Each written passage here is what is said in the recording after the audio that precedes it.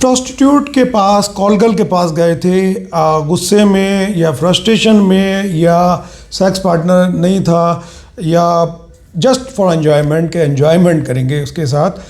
थोड़ा time enjoy करेंगे, और वहाँ जाकर सेक्सुअल समस्याओं का सामना करना पड़ जाता है। वहाँ जाना ही अपने आप में कभी कभार एक इरेक्टाइल डिसफंक्शन का कारण बन जाता है। वो कैसे, वो भी आप समझ लीजिए कि आप जाते तो हैं मस्ती के लिए, मौज मस्ती के लिए, पर कई बार वहाँ जाने पर एक तो वहाँ का माहौल, ठीक है, वहाँ का माहौल बिल्कुल अलग होता है, और एक टेंशन रहती है, स्ट्रेस रहता है दिमाग में, कहीं ना कहीं कोई देख लेगा, पुलिस की रेड, या कि उनका बिहेवियर, उनके बात करने का अंदाज़ कैसे होता है, उनको कोई फोर प्ले से मतलब नहीं होता, उनको सिर्फ जल्द से जल्द आपको काम निपटाना होता है, ठीक है, दूसरे लोग भी वेट कर रहे होते हैं, उनका वहाँ का वातावरण, ठीक है, ऐसे में आपका सक्सेसफुल होना बहुत मुश्किल हो पाता है। तो आप या तो फेल हो जाते हैं, आपका इरेक्शन ही नहीं आता, ठीक है, टेंशन के कारण, या बहुत जल्दी हो जाता है, या आप ये सब इतने होने के बाद भी कई अगर आप कर भी पाते हैं तो कई बार कंडोम फट जाए, या फिर कहीं मन में वहम हो जाए कि इससे कहीं एड्स तो नहीं हो जाएगा मैं करके, तो कहीं ना कहीं आप अपने दिमाग में कोई स्ट्रेस लेकर आते हैं वहाँ से। जब ये आप इंटरकोर्स करके आते हैं या ट्राई करके आते हैं, तो वहाँ पर आप जब स्ट्रेस में करेंगे तो ना तनाव प्रॉपर आएगा, ना आपकी टाइमिंग अच्छी रहेगी, और वहाँ आपको भी निराशा हाथ लगेगी। उसके बाद ये निराशा आपके मन में बस जाती है, ये एपिसोड आपके दिमाग में घूमने लग जाता है कि मैं वहाँ फेल हो गया था, अब मैं क्या करूँ, दोबारा कहाँ ट्राई करूँ,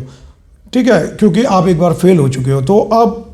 इसी कारण से आप दोबारा फिर नए पार्टनर की तलाश करते हो, फिर आपको पार्टनर मिल नहीं पाते, फिर आप सोचते हो चलो एक बार फिर दूसरी कॉल करके पास जाते हैं, या प्रोस्टिट्यूट के पास जाते हैं पेट भर के, फिर वहाँ का वातावरण आपको फिर वैसे ही लगता है, फिर एक बार फेल हो चुके थे, दिमाग में वही चल रहा होता है, फिर दोबारा आपसे नहीं हो पाता, फिर इस तरीके से ये साइकोजेनिक इरेक्टाइल डिसफंक्शन बन जाता है, यानी कि साइकोजेनिक दिमागी समस्या बन जाती है जो आपको इरेक्शन नहीं होने देती, ठीक है। तो इसके लिए सबसे बढ़िया इलाज ये है कि कॉन्फिडेंस अपना खोने ना दें। आपको पता होना चाहिए कि भाई ये मैं फेल क्यों हो रहा हूँ यहाँ पर, ठीक है, इसका कारण क्या है और क्या ज़रूरी है यहाँ पर मुझे ये सब परफॉर्म करना या यहाँ पर जाना, जब मैं कोई एंजॉय नहीं कर पा रहा, रादर मुझे वहाँ जाके टेंशन हो रही है। इतना आप समझ लेंगे और इसको अपने दिमाग से निकाल देंगे तो फिर आपको आगे कोई समस्या नहीं होगी, किसी इलाज की ज़रूरत नहीं होगी। और अगर आप इसी चुंगल में फंसे रहेंगे, इसी चक्रव्यूह में फंसे रहेंगे, एक बार जा रहे हैं, दो बार जा रहे हैं, तीन बार जा रहे हैं, एक बार कर पा रहे हैं, दो बार फेल हो रहे हैं, तीन बार फेल हो रहे हैं,